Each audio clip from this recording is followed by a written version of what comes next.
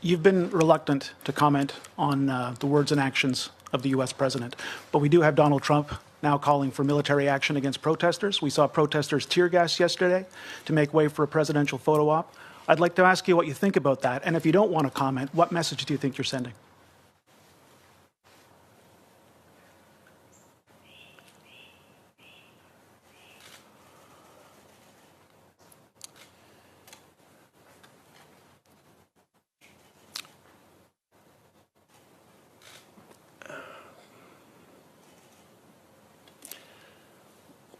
We all watch in horror and consternation what's going on in the United States. It is a time to pull people together, but it is a time to listen. It is a time to learn what injustices continue despite progress over years and decades.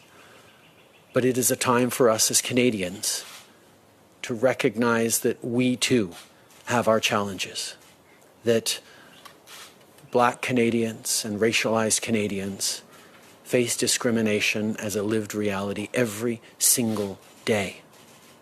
There is systemic discrimination in Canada, which means our systems treat Canadians of color, Canadians who are racialized, differently than they do others.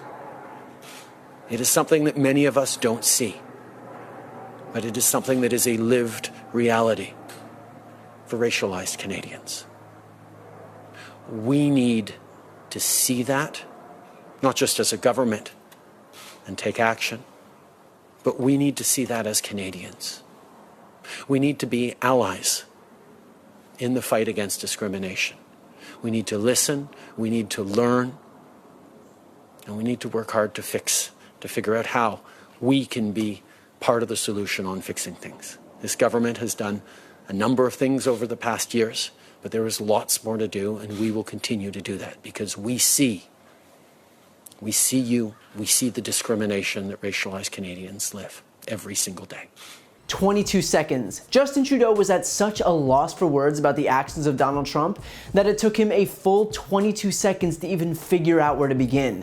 And that's because when the President of the United States had just had his own citizens, peaceful protesters, gassed so that he could have a photo op where he awkwardly lifts a Bible into the air in front of a church, well, there really isn't anything good to say about that now, is there? Here's the thing too, Trudeau knows that he can't acknowledge Trump's failings because the guy is so petty that Trump would faster declare war on Canada than let any criticism whatsoever slide. But the Canadian Prime Minister didn't need to call out Trump by name because the content of his answer speaks volumes in and of itself.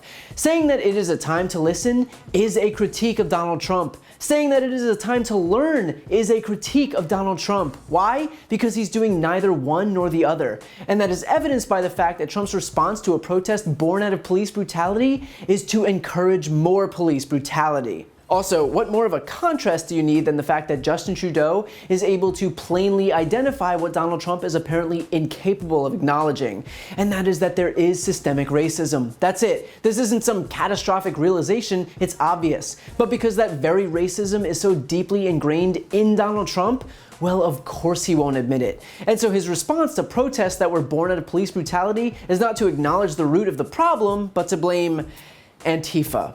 Because of course. Of everything that the President of the United States could be doing to heal and unify and reassure, this president has decided that the solution here is to deflect responsibility to a vague and unidentifiable group with no leaders and no central organization. Why? Because then he can just blame them without actually having to do anything. There's no leader to arrest, there's no headquarters to shut down. This is basically the quote, War on Terror 2.0, where the quote, enemy is so vague that there's nothing stopping you from, oh, I don't know, arbitrarily declaring victory one day when there's nothing to actually declare victory over. But that's perfect for Trump, because he doesn't want the hassle of actually negotiating with anyone. He doesn't want to actually listen to grievances. He just wants some arbitrary enemy that he can dump the blame onto. And then his mouthpieces in the White House and on Fox News will spend their time fear-mongering about Antifa, telling their viewers that dangerous leftists are coming to their quaint little towns to take over. And if you think I'm being ridiculous, here's one of the top-rated shows on Fox News. Who will enforce the laws? Who will be in charge? Well, violent young men with guns will be in charge. They will make the rules, including the rules in your neighborhood. They will do what they want. You will do what they say. No one will stop them. You will not want to live here when that happens. Chaos is the worst thing always, and wise leaders understand that. It's obvious. In case you wonder how Fox News viewers get radicalized, imagine your parents or grandparents or anyone really being subjected to this degree of shameless fear-mongering on a daily basis. Now, to be unequivocally clear, this is what Republicans want. I'm not sure if you've noticed, but before every election, suddenly the issue of race skyrockets onto the scene, wherein the GOP diverts right back to the same old tribalistic playbook.